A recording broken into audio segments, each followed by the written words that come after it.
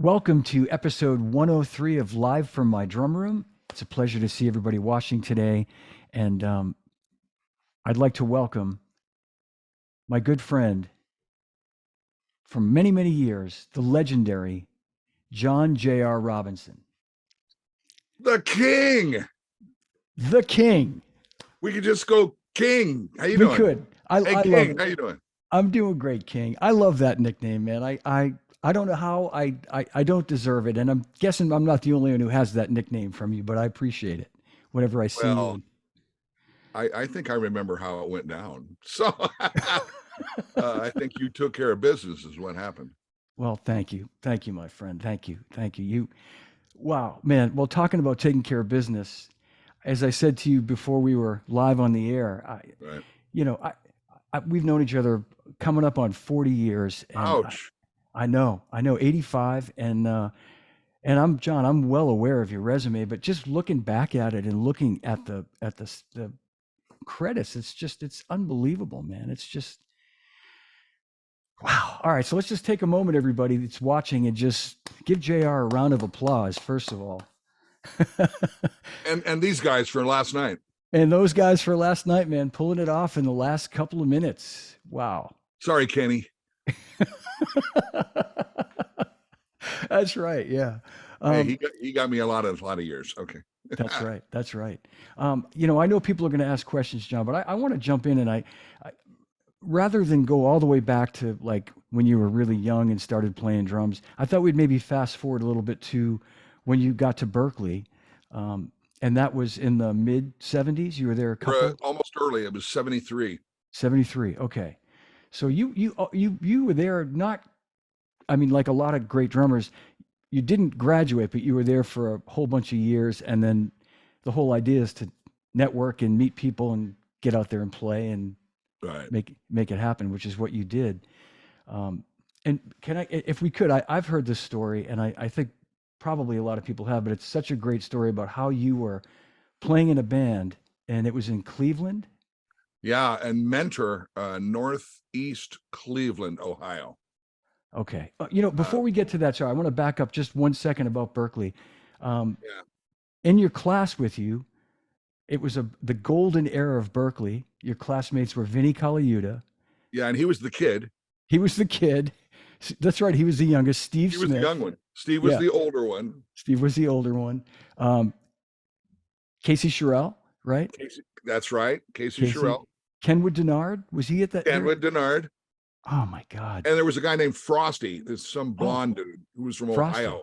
Yes. Yeah. Not that big dude, but this other guy. He was a really good drummer, and I don't know what happened to him. And myself, and then I think there were two more, and I can't remember who those people were. And what class was that? That was Gary Chaffee's polyrhythm class. Yes. And I was like, it should have come with a handgun, because it was like, oh my God, we could tell stories, and I've done thousands of films, and maybe there are instances where you might need 9/4 or 7/4 or whatever, and then subdivide a half a bar of this and go to that and then play that, but it's very rare. Yeah. It was a bitch. Let's just put it that way. That was like, oh boy. And everybody was playing something. Okay, Yeah. you do that, you do that, you do that. I mean, it would have been great to have been a fly on the wall in those days. I know Chaffee's very proud of you being one of his students. All you guys. He I've spent a lot of time with Gary, and he's often talked about you and all the guys, and what a great time that was. And but to your point, John, it's like you go off and you have this career that's still going strong, obviously, but you immediately start playing on these records that it was just all about your innate, that the groove that you were born with. You know what I mean? Yeah. It was just that's why you just kept getting hired for more and more of these records. And and look at the guys that have gone on, that Vinny and all those guys that play all that stuff, and they've gone a different way with it, and that's okay. No, it's totally. I mean, even Yeah. Steve, Smith, and how Yeah. what he did was, everybody, there's a lane for everybody. Right. And Right. and if there's not, then we got a problem, But Yeah.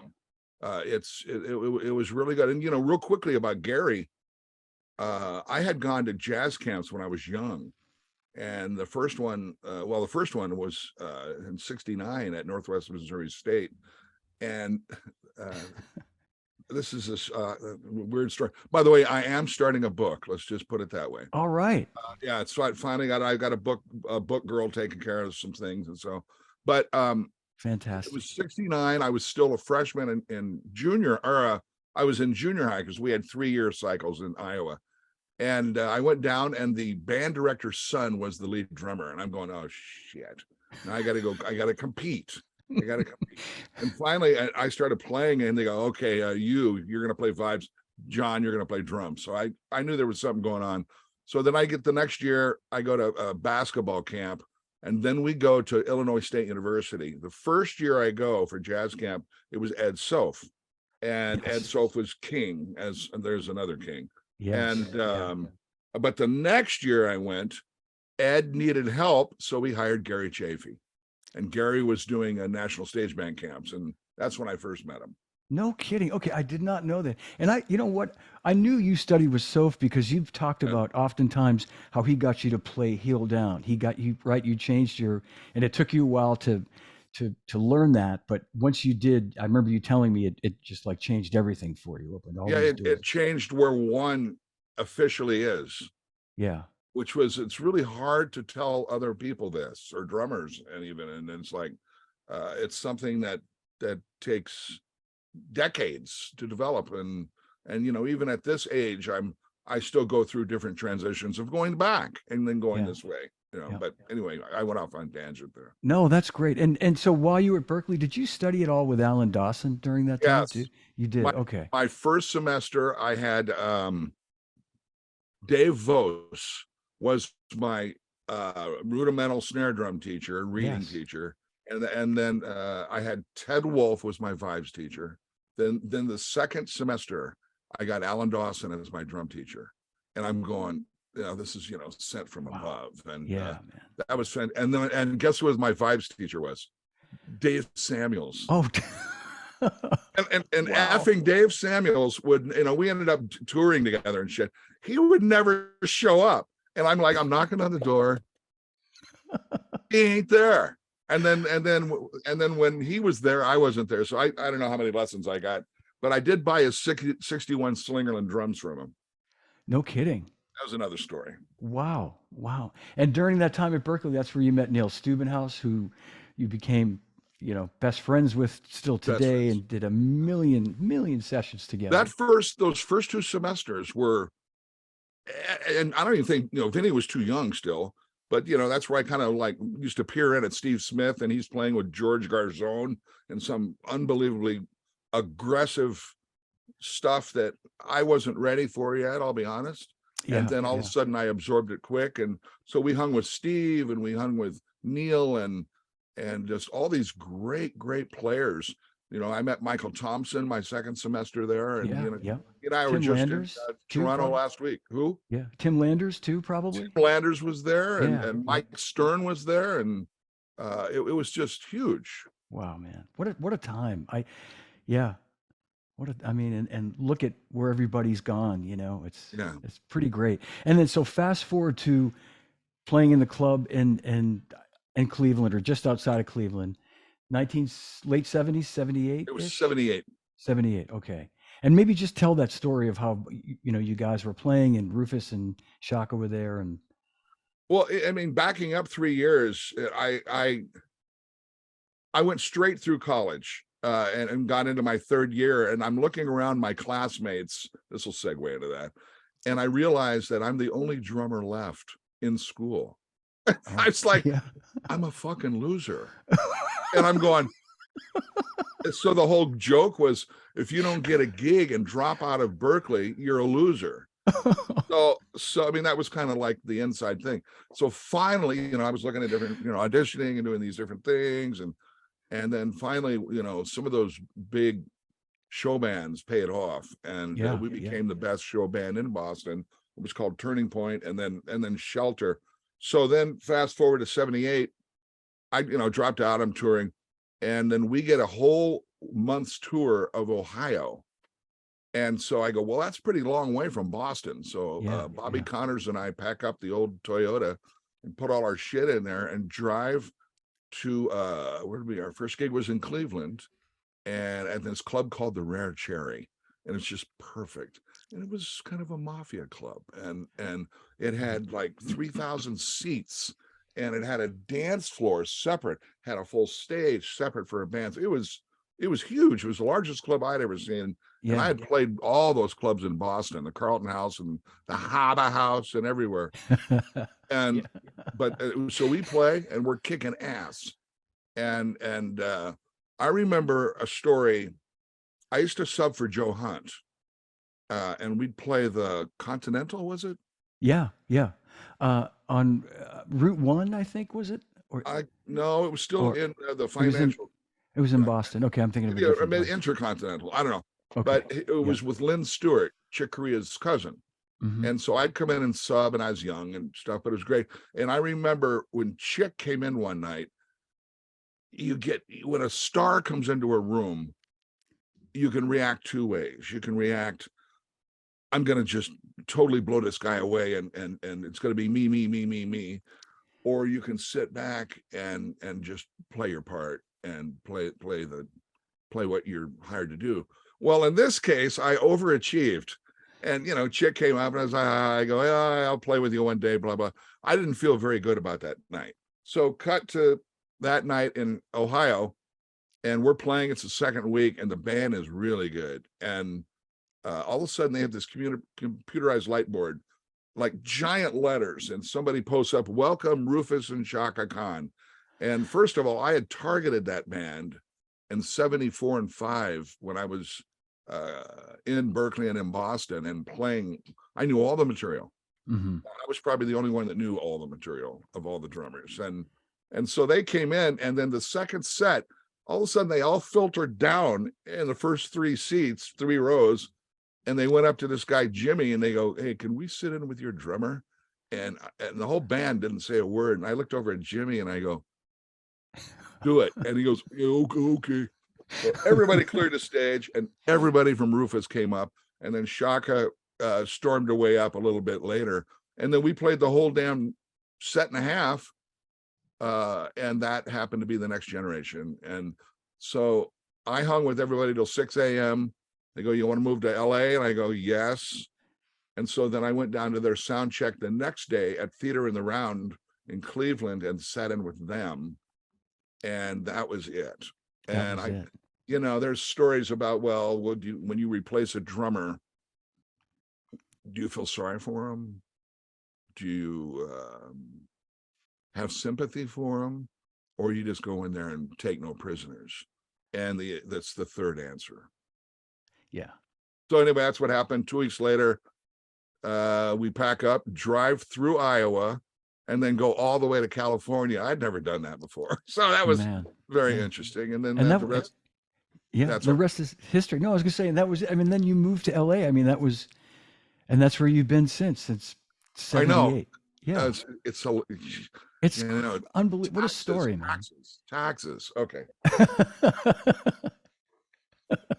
Taxes. So, and that leads to, so you're the drummer now for Rufus and Chaka Khan, or basically is it Rufus at that point? It was Rufus and Chaka Khan still. Rufus We and were Chaka Khan. finishing out the 78 tour. Yeah. And through that you do a record with them, With just Rufus with just Rufus and on Quincy Jones. ABC Dunhill. ABC Downhill. Okay. It was Yep. it was Steppenwolf, the Crusaders, and us, and Steely Dan. And Steely Dan. That Wow. was it. And Shaka.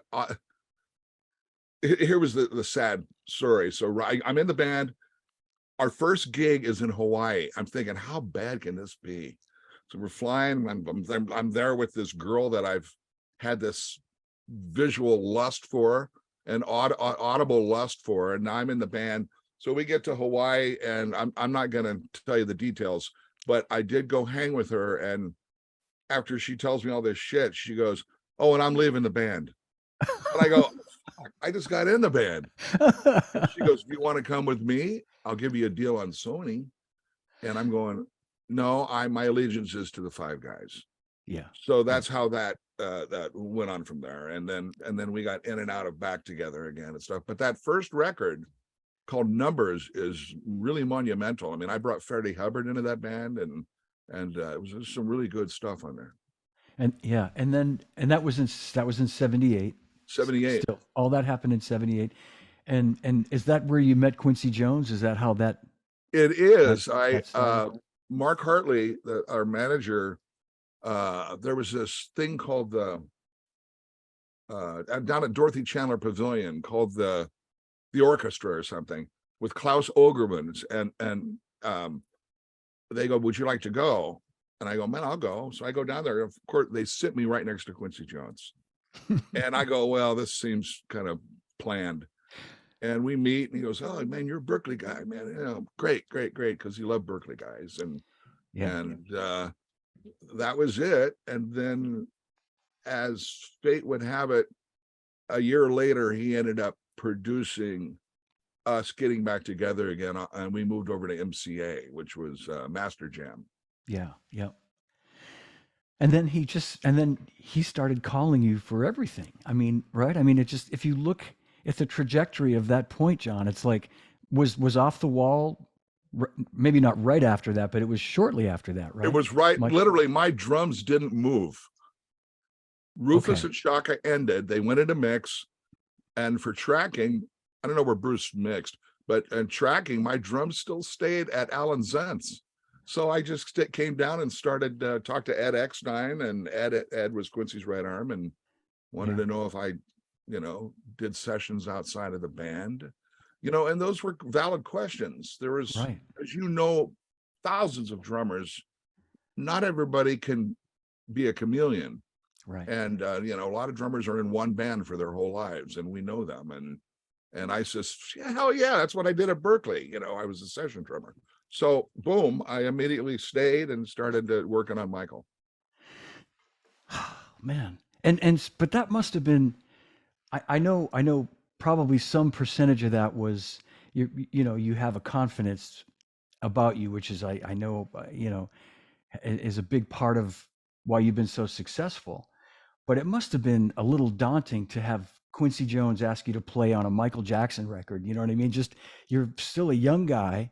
You just got to LA. I mean, you literally, you come to town and you're like, bam. I mean, that must have been unbelievable. Yeah, there was, David Page is my good friend. And there were stories. First of all, Jeff, when I first moved to town, offered me the Cher gig. And I'll be honest, I didn't like her. So I didn't take the gig. And ironically, all my buddies were on that gig. It was Dean Parks and all these other cats. But that was in 78. But Paige, a year or so later, goes, well, who's this JR guy? Because, it was kind of touching in on his boys drumming. But Jeff and I never stepped on each other. We never did. And he was so gracious. But that was kind of that story at that point. That's wild, man. And I mean, those those records with Michael, all those hits that you played on Rock With You, and it's when you hear those intros that you play, especially on that song, it just it's like there's certain, I guess as a drummer, speaking from a drummer's standpoint, you hear a song and you can tell right away from an intro if it's going to be funky. You know what I mean? And it has that has such a funky intro. It just has this sort of dancing feeling to it. It's beautiful. It's just beautiful playing.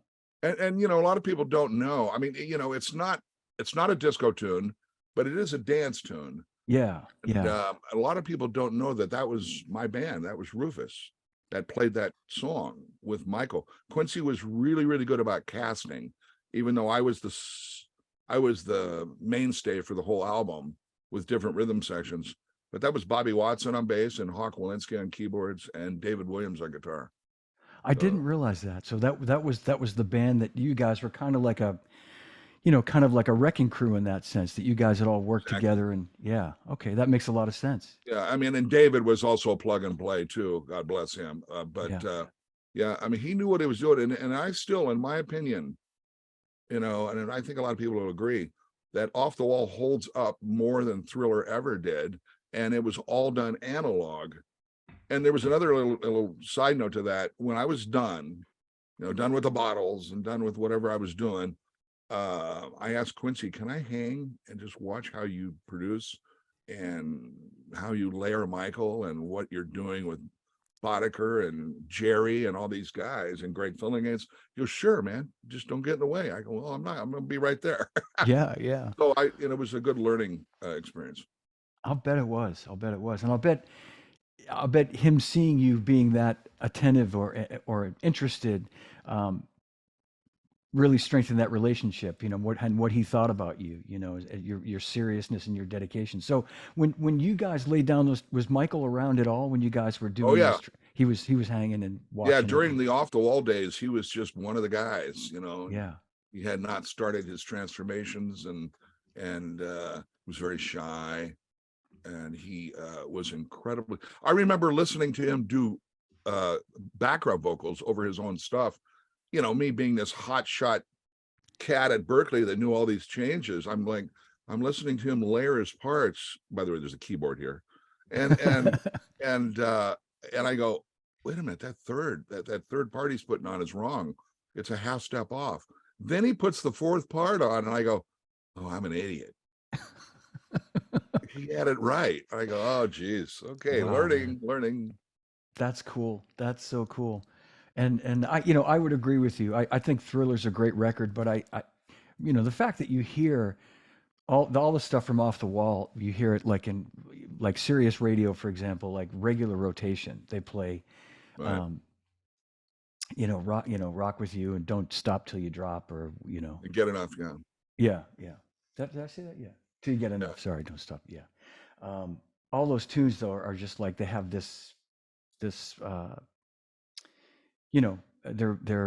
stand the test of time, I guess is what I'm trying to say. Yeah, I totally agree with you. I agree that if you look at the Thriller hits, the ones without drums, Man in the Mirror and Steve Piccaro's tune, they're all programmed.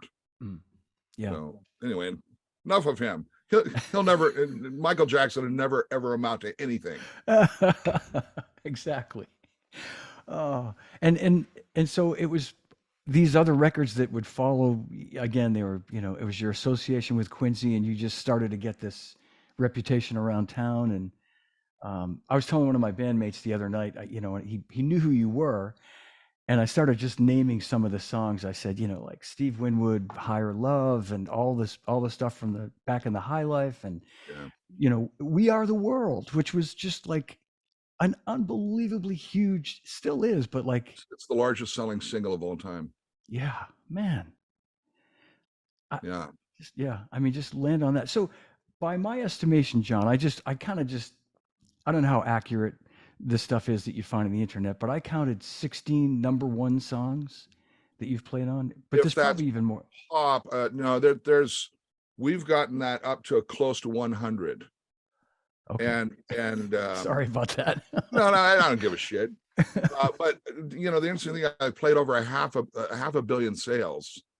I wish that we could give the drummer some, so we're working on that. But and there's this whole thing about, one of my mentors is Hal Blaine, and Hal Blaine has this list, and I don't know how accurate it is, but I know how accurate the hits are. And what in my list and the songs we're tracking, which is a lot, not counting what the 200 records I've done here in this studio and whatever, and then Chinese and Southeast Asian and South American things aren't tracked, and also not counting country or counting Mexican, different styles of music. I have a lot more. So, but you know what? I don't want to get into competitive stuff because everybody is a contributor. I think that's the bottom line. Yeah, I agree, and I don't think anybody's going to dispute that you are. We're going back. You and I are talking about records that are over 40 years old, and you're still as busy as ever, as busy as you can be. Yeah. And that to me speaks volumes. I just want to ask you a quick question that comes in from my friend Dan Peterson. Um, and it's Yeah. kind of a rhetorical question, but question for JR. How'd you get so funky?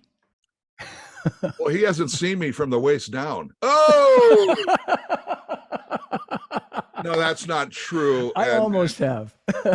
yeah, I know. No, you and I have stories, but hey, well, we can tell them. I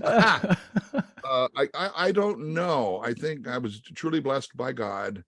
I had great parents. My dad was a doctor, but he also played violin. He was an arranger, and he was a full chorus arranger. And he started me on piano when I was 5, which I just hated it. I was not ready. And then my mother, who probably where the funk came from, was a Southern woman who just to sit me down and play these big band records. And she'd go, "This is what swing is." And I go, "What is swing? What is swing?" She'd explain it to me. Then she'd go, "That's Gene Krupa. Oh, that's Buddy Rich. He's young here. And then that's Zudi, and that's Gus, Wow. and I go, oh shit. So I would listen to these different swing patterns, and she probably, even if she did tell me, I don't know, I've been very blessed with good internal time. Yeah. I'm Amazing very, internal very, time. very grateful. I mean, and anybody who doesn't know that, I mean, I know from just other drummers and knowing Neil Steubenhaus and people that have worked with you. I mean, that is like it's an amazing gift, that you have incredible time. Just man, and that's what it's all about. I've had some bad times too. Yeah, well, we've all had those. But in the Yeah, I know. studio, you're reliable when it comes to good time. That is correct. And I know Vinnie does too. Sometimes you come into a session and you go, "Oh God, really? This is what we're doing." So I'll totally, what's the word? Discombobulate the groove, and just totally F it up for somebody just for a second, and then they'll just look at me like I fell down a ladder or something, and then I go, "Oh no, I'm just kidding." So in other words, don't fuck with the drummer. Yeah, exactly, exactly. Don't fuck with the drummer. But I'm guessing that, when you mentioned playing in the show band, that had to have been amazing for obviously your time, but you're playing all this different music, right? I mean, Oh, and this yeah, is, always different. yeah. And I know the bands you were talking about were a little ahead of my time, but my friend Frank Sarsha, who I think, Yeah, you Frankie. remember Frankie Sarsha yeah. I know Yep. Frank. Yeah, and Frank used to tell me, when he and I became friends in the '80s, that he knew you, and you were playing in the hottest band around, and that's like, those bands unfortunately don't exist anymore, but those bands were serious bands, serious players. That's You right. had to have your shit down. You had to sound good. You had to play the parts, maybe not identical, but you had to cop those grooves right, the feel, everything. So that, Yeah, and also learn about business. I mean, yes, I was dealing with some peeps, which we didn't have in Iowa, so yeah, it yeah. was fantastic. And I'm just gonna leave it at that. And I loved it. It was just great, Yeah. and we delivered. Yeah, absolutely. Absolutely. No, it was all like part of your training for what you'd end up You know doing. what? Going back to Berkeley, Rob Rose was one of my instructors later, and Rob was always known for putting these ensembles together. And he had put an ensemble with us together, and we played the Hancock thing upstairs. I don't know where. It was huge. At the tower. Yeah, yeah. Yeah, it was 50 pieces, and that was Wow. the first time I'd ever played with that large. Except for Allstate crap.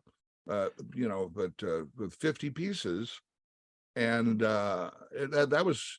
That kind of set me up for the Streisand world, or Yes. playing in a full giant orchestra.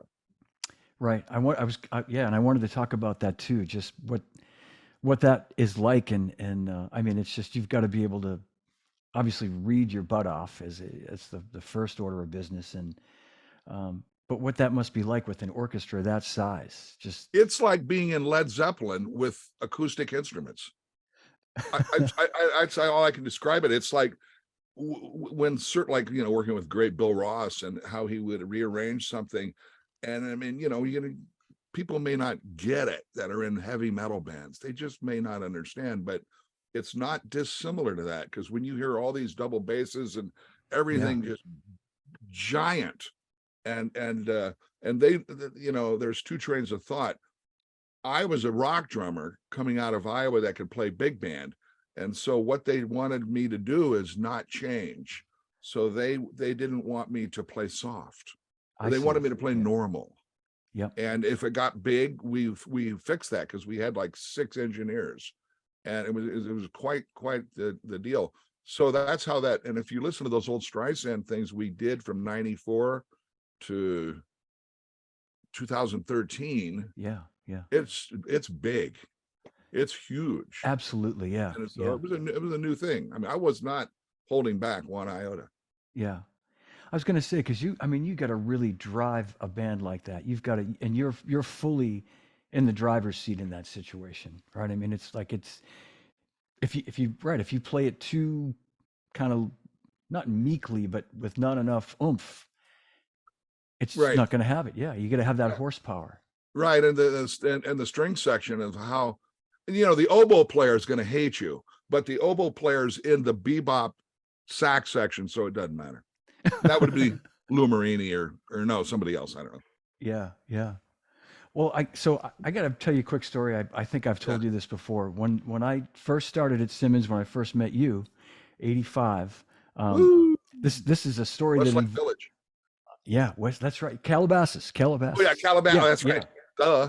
That's right, just south of it. Yeah. But I first couple of weeks I'm working there, I meet you, and I meet a bunch of great drummers, great friends that still friends today. And one day in comes John Fogerty. Oh, geez. This is the fall of 85, I want to say. And he comes in, and you remember Simmons made those chips that you could put into like the individual pads, the EPROMs they call them. They had sampled sounds, and he came in wanting to buy some of those.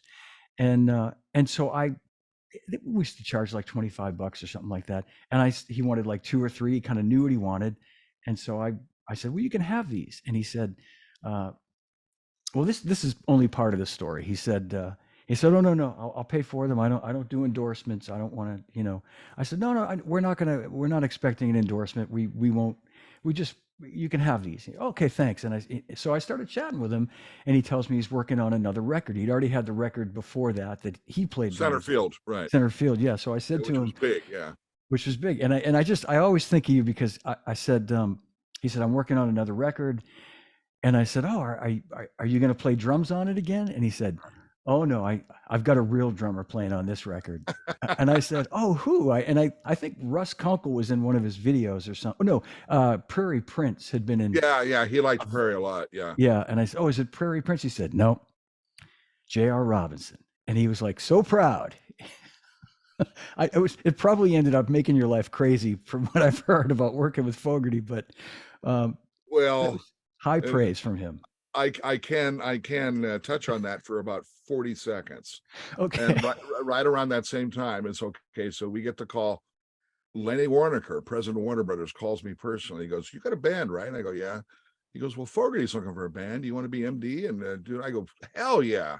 Because back in Iowa, I always listened to. Creedence only had 4 records. Right. They just kept recycling them, and I would listen to all these things and like, God, this is some swampy, funky shit that Doug's playing, and blah blah, and then realized that later John started playing, and then there was a riff and blah blah blah. So I get a call. I said yes. So we go down at Leeds, as you well know. Yes. And start rehearsing, and I go, okay, I want Neil, I wanted Dean Parks, and Dean was producing and couldn't go, so we got Marty Walsh. And they go, okay, I need a keyboard player, so I hired Alan Pasqua. Which interesting, and I hired him on his Santana merit and his more rock Tony Williams merit. Yeah. And it was great. So we get in there and start rehearsing. We're making good dough. It was a half-a-year tour. It was a baseball tour. We could not play one Creedence tune because he was getting sued by Saul Zaentz. Right. And I did not, Lenny Warnaker did not tell me that. And I'm going, shit, that may have changed it, whether I had gone or not.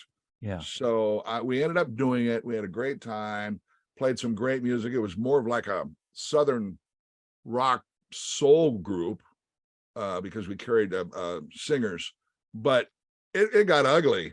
There was some really ugly moments during that tour. It was 86. 86, yeah. 86 is by the time the record came out. Record and of came course, out. the name of the record was Eye of the Zombie. Right. You know, it's like, it's not on your normal playlist. So anyway, that's and I would have still been the drummer, but there was a lot of weird stuff going on. So yeah. and I had other things to do anyway. And I can understand too. I remember that period where he couldn't play the CCR tunes, and yeah, it's They threw beer bottles at us. oh my God. Wow. Anyway, enough of that. Okay.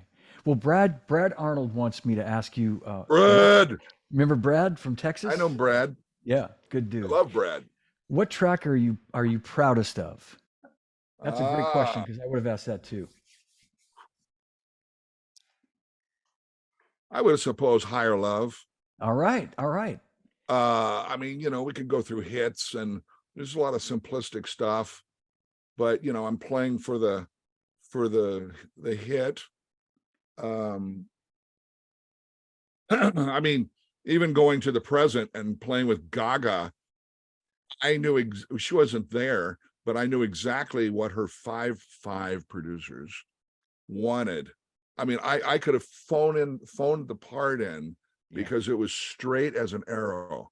And yeah, it's whatever. But you know, the Daft Punk record is really good. Yes. Oh yeah. Yes. That was a whole nother story. But I suppose for, you know, Steve, getting to know Steve and how he writes music, he's like an old soul.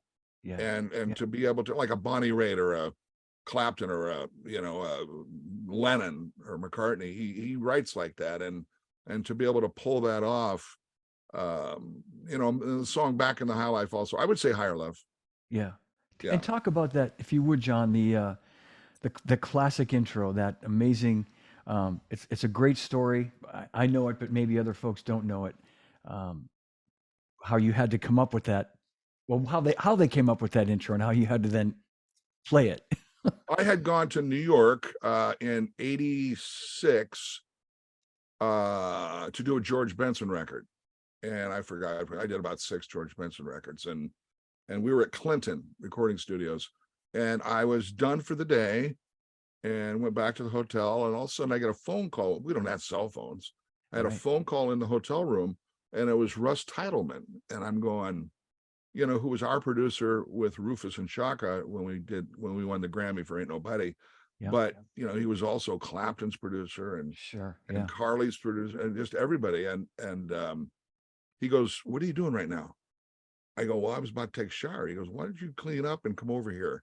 I go, "Where are you?" He goes, "Well, I'm at this place called Unique." And it was up on between a 6.5 floor. It's somewhere in Manhattan. I go, there is a 6.5 floor.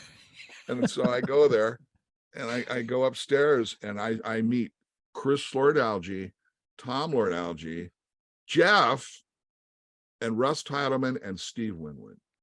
And they have a chair sitting in front of the desk, and they go, "Why don't you sit here?" And I go, "Okay, we want to play you something." And he plays Higher Love broken down with Jimmy Blair, like perk overdubs.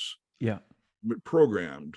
Yeah. Steve Winwood's Fairlight and whatever his bass sound and some kind of short, choppy, accenting horn-ish kind of things. And that's it. No vocals. There was no Nile Rodgers. There was no Chaka Khan. And I'm going, I just looked, and I turned around to the room, and I raised my hand like you're in 3rd grade. And I go, "Can I play on that? Can I play on that?" And then Russ looks at me and goes, "Why do you think you're here?" I go, "Oh, shit." So, I mean, I was like, you know, and they go, "When can you get your drums?" I had flown my drums out, which is rare. Yeah, man. You know, Audie was taking care of me.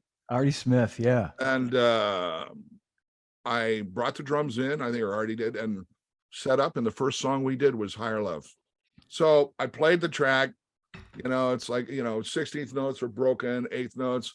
And then I go, this needs some, and Russ liked the separatist overdub thing for leakage in those days. Yeah. So I did like a bunch of tom fills. I did cymbal crashes separate or with, and we got it done. And I'm just sitting out in the drums because it was just me.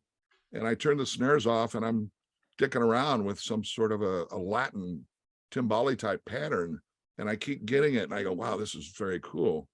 All of a sudden, Steve pushes the talk back down. He goes, hey, JL, do that.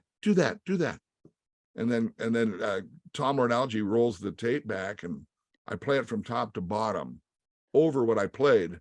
But what Tom did was went back to later in the song and digitally copied it and brought it back up to the front. So it has a turnaround feel. I think it's 3 bars of 4 and a bar of 5/8. Yeah. Is what it happens. But it's interesting. It was that intro is a DJ setup.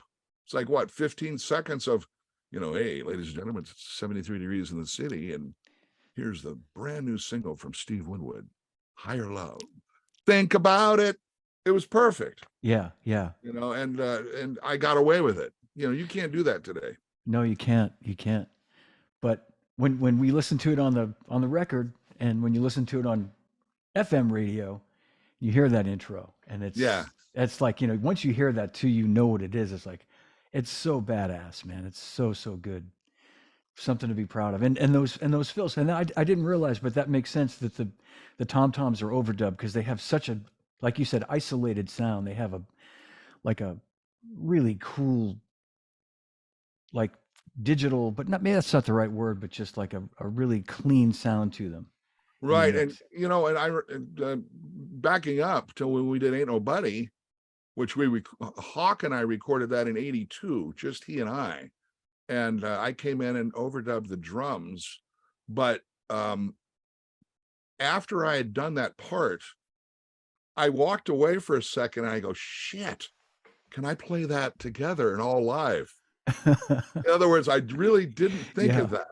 And I go, sometimes, and I'm sure there's a lot of drummers out there that have maybe put parts together and they go, it's like, or anybody that's pushing buttons today, we can't play that shit, nor do we want to. Right. I don't want to go, I don't want to do any of that shit, it doesn't make a girlfriend dance. But talking about Ain't Nobody, I mean, I had that in my notes to talk about too, because I've seen you play that a bunch of times. We had done clinics together and, performances and that, talk about how you came up with that part. Cause that's just got that 16th note pattern broken. Yeah. That's. Well, first of all, Hawk wrote it. So this is solely a Hawk thing. And he had done this Lynn program that was broken and it was very, how would you say, erratic. Yeah. And that's why he called me in. He goes, you gotta put real drums on this. And I go, okay, let me listen to it. So I listened to it and I interpreted it and then did it my way. But it was so hard that I did kick and snare drum. I think Yamaha had made a 9-inch custom snare drum, which I can't find. I'm looking for it. And no hi-hats, kick and snare drum. And I wrapped a big towel around my right leg so I could keep pulse. And I did that for 5.5 minutes of that groove. Oh my God. And that was a bitch. And then I go, okay, what's the hat? 2, 3, and then chorus. Yeah. Always with the left hand, or if in your case, right hand. Yeah. And then it worked, and then it became this hypnotic thing. And a little side note, so I'm doing some session for the Japanese in North Hollywood somewhere, and I'm backing my car out and I see Mike Baird coming in to do a night session. And Mike goes, God, JR, congrats on Ain't Nobody. It's so great. You programmed your ass off. And I go, Mike, and that's me playing. He goes, no, there's no way that's you playing. I go, really? You want to make a bet? And I go, no, it's really me. He goes, really? And so that was always a little joke there. I could That hear was him the saying whole that. goal, is to make it sound like a machine. Yeah, it was a great compliment. I mean, what Yeah. better compliment could there be to say like, man, because there's no way you played that as a It's human. like So this. Hi, Johnny. Right. yeah, exactly. And then you do a pattern where you're playing the ride and the hi hat. Like That's live. that's live. Okay, yeah, And yeah. you know, I kind of borrowed that from Steve Gadd, you know, The little thing that yeah, Steve yeah, used to do that. And you know, a lot of drummers did that. And I yeah, go, how it's not any different if you're playing matched hand 16ths or playing on a drum or something yeah, and just yeah, moving your hand over to the ride cymbal or a tom or a bell or a cowbell or anything. And it happens to have this really airy flow to it. yeah. And it works really well. Oh, it's beautiful and it flows beautifully. Yeah. Thank you. Yeah, I want to ask you a question from Joe Goldberger, who said, "Hey to both Johns, can you speak about that great intro to Rock with You, which we talked about? Elaborate on that same intro ending up being stamped on one of your symbols." Oh, Oh, okay, yeah, all right, that's good. And real quickly, Rod Temperton had written Rock with You, and we were there was the Rufus band at Westlake B, small room, and take one sucked. Take two, even worse. Take three, maybe a little better. Then all of a sudden, pause. Quincy and Rod come out and stand right by me. Rod's smoking his fucking red Marlboros and just not saying anything. And he's over here, and Quincy's here. And Quincy looks in and he goes, JR, he goes, can you come up with an intro fill that the whole world will forever identify and know that it's this song? And I just totally bullshitted him. And I go, sure, yeah, I can do that. And then they walk away, and Rod just looks at me like that. And I see Bobby and Hawk, and they're like this. And I go, fuck. And I go, and it's take four. yeah, And so I just put my power up above, and I heard the four clicks, and you know, the real quick story is I never liked triplets and straight 16ths together. They seem to be wrong. They just don't, it doesn't marriage right, you know, unless you're in some drum corps. So that's what I did. yeah, yeah. And then that worked. So cut to the end result.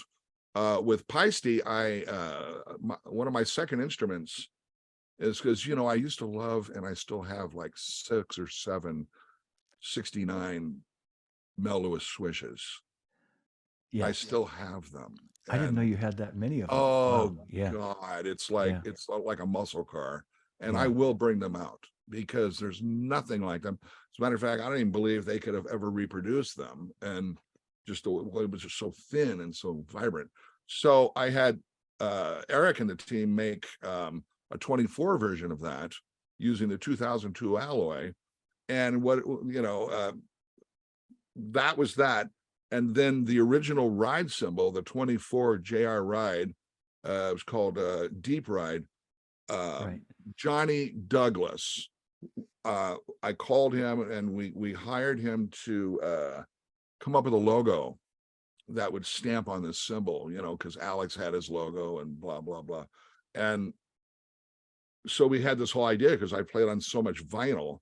So we put the intro to Rock with You swirling out of a stave into a vinyl record with JR on it. And so that's kind of how that became That's okay. a signature. It's actually like a piece of art. It's beautiful. Yeah, I've seen. I didn't realize that was the whole history to it, connection to it. Yeah, Yeah, yeah, Johnny Douglas is just a great artist, man. yeah, yeah, And and a drummer. great drummer, from what I Yeah. understand. Yeah, Oh, he's a yeah, great drummer. yeah. Okay, we have a question here. Paul, I hope I pronounce your name correctly. Paul O'Brien. Anyway, he's asking when it comes to working with an artist or producer, if you felt a tune could feel better than had been dictated to you, would you make suggestions to change the feel, or do you just go along with what they originally asked you to do? That's Thanks. Hi from Ireland. Yep. and I am coming to Ireland, by the way, a little hype in March. Oh, fantastic. So I need a pint Yeah. or Get a 5. Guinness while you're there. Yeah. But I think the reason why I'm maybe successful, or I don't know, part reason is I would not, if I had an idea, I would not hesitate to bring it up in any situation. I don't care who's in the room. So, like, for example, during Off the Wall, I programmed most of those tempos because we were recutting stuff that had already been demoed. Yeah. And we're all looking at it like, okay, does that feel right? Is that? And in those days, all I had was a Uri film click, which was like a 7-frame click. It's not like Pro Tools today. So you were a bit limited. But in any of these situations, if there was something that I felt would be better, or if there was a demo and their demo coming out of the first chorus had this big drum fill, and I would say, we don't need anything here. We don't even need a backbeat going back into the verse. Just let the vocals do that. And all of a sudden the writer they'd look and they'd go, God, that might work. And sure enough. And so if you don't, as a drummer, if you don't contribute, then you're just going to be back there. And the whole point is to bring your heart and soul into the songs you play. Yeah. And who better than you, the drummer, to comment on the feel? Like, you know what I mean? It's like, you can understand they've come up with a demo and they think this is what the tempo is gonna be. But you as the drummer right away are gonna go, you know what? It's not, if it's too fast, it's just not gonna groove the way it's gotta groove. Take it Right. down a few clicks, and talk about, the stuff that, I was thinking about another great song, John, and I don't want to forget to mention it. Every time I hear it on the radio, I know it's you playing on it all night long, Lionel Richie. Oh man, I mean, just what a beautiful, just a beautiful feeling song. Just And fantastic. all right, so quick side note on that. We cut that at Ocean Way A, which was just one of the greatest rooms. Now it's called it's still the same room. United A. They just got corporately bought.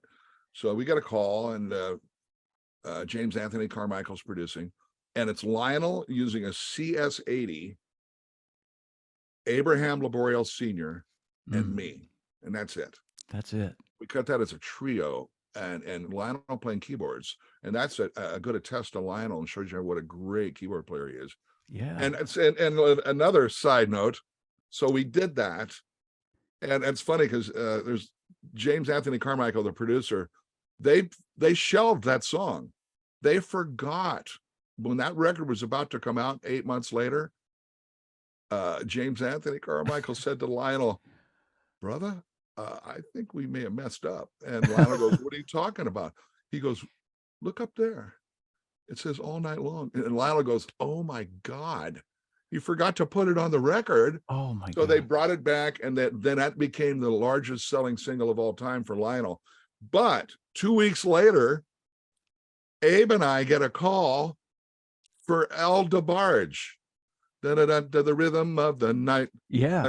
It's the same damn groove.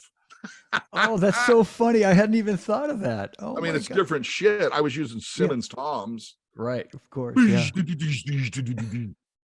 But yeah, I see what you mean though. But what a same time. Yeah. Oh, what a beautiful feeling tune. And I think about, like, in that same period of time, listening to that song on the radio, and you're playing with David Lee Roth on when he stepped away for a minute from Van Halen and California Girls and Just a Gigolo. And I can tell the story now. I mean, there's no NDA here. Well, this will be going in the book also. Me being signed to Warner Brothers, I got a whole bunch of acts I worked for on Warner Brothers. I had Fogerty and Winwood and Stevie Nicks and David Lee Roth and Seeger, and where I think Seeger was there. Anyway, there was a bunch of Glenn Fry.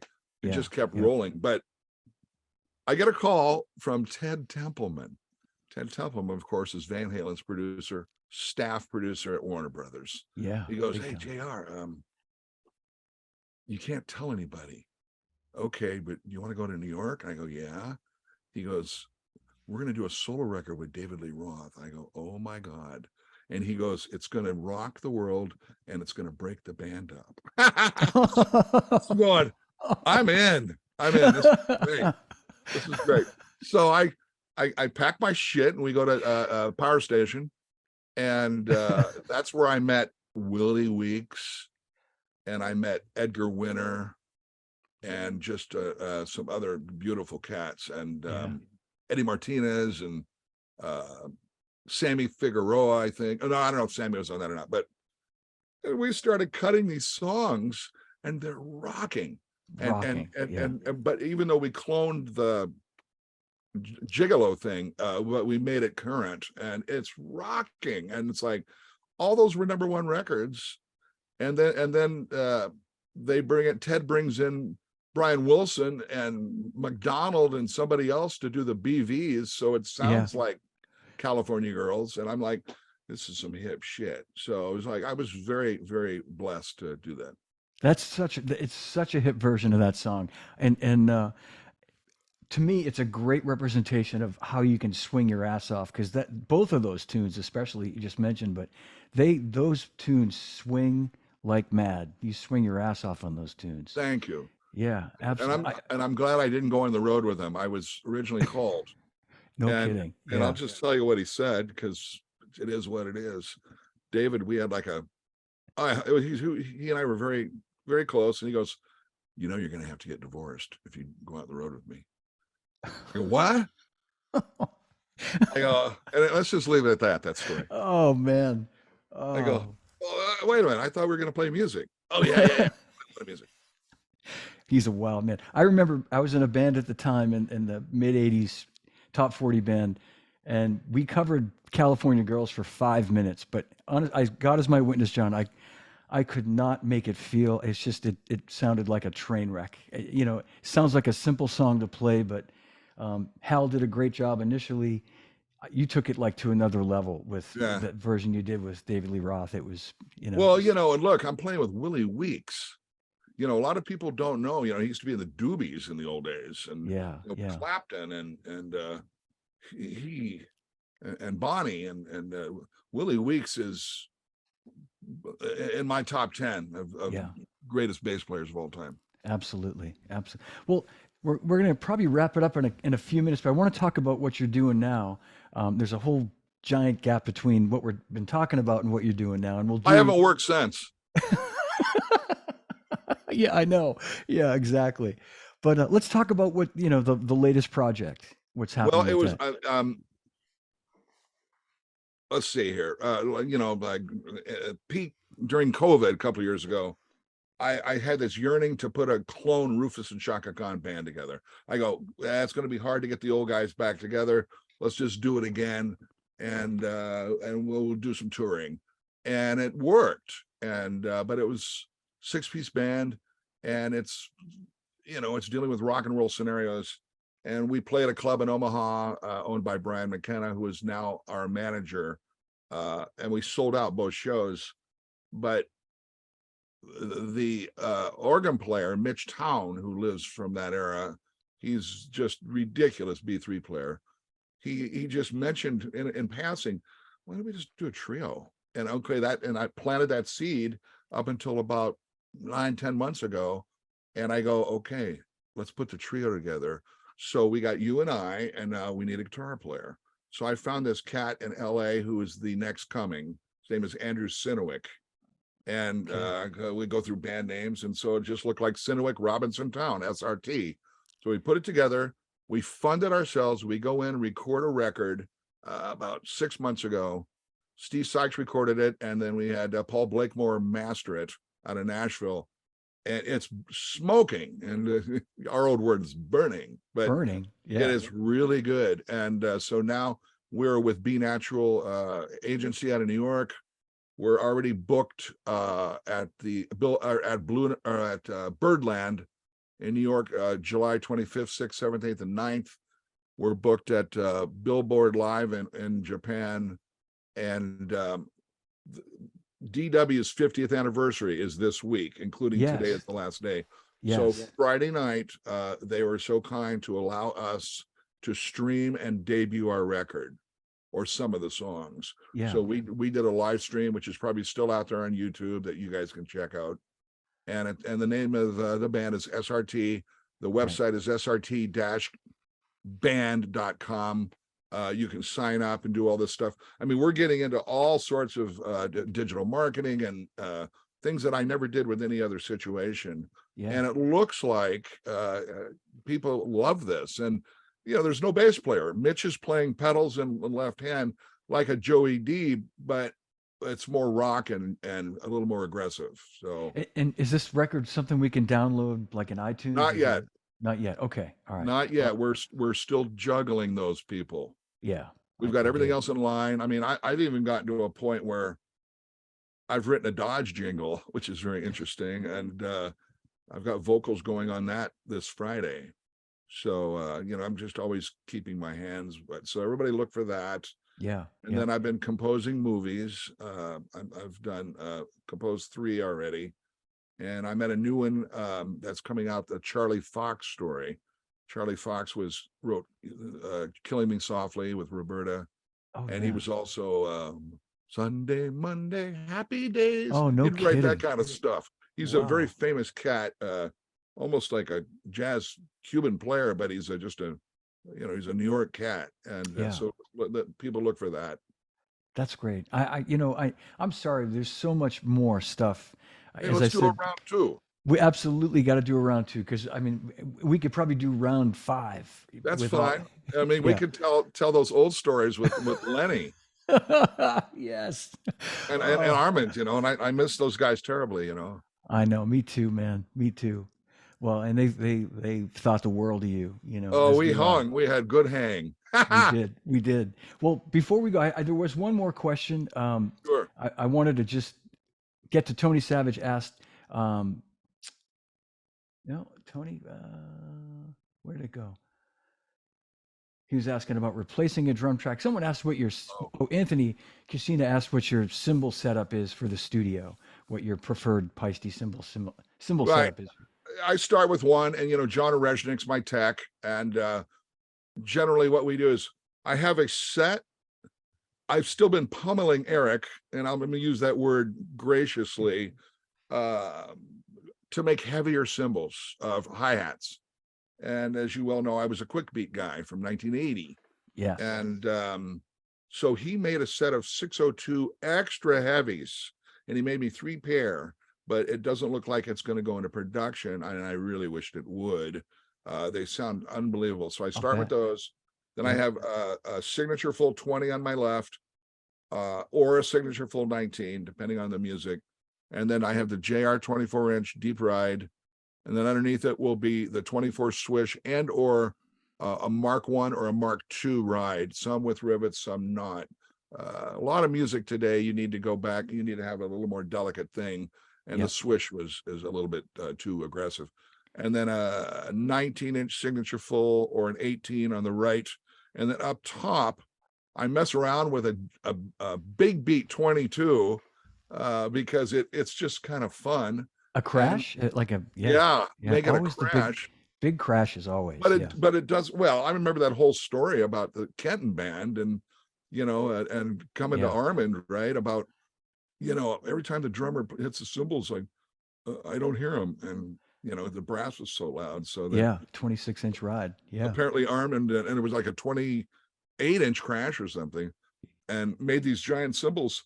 So then, like, you know, John Von Olen or whomever, even Peter down to the recenter days, most recent days, you know, that way you can be definitive against the band. And I always like larger cymbals as long as they don't sound like trash cans, you know. Yes. Yeah. And these do not.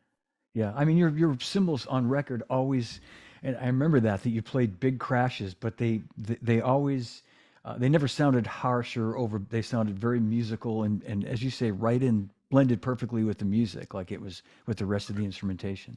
No, thank you. Thank you. Absolutely.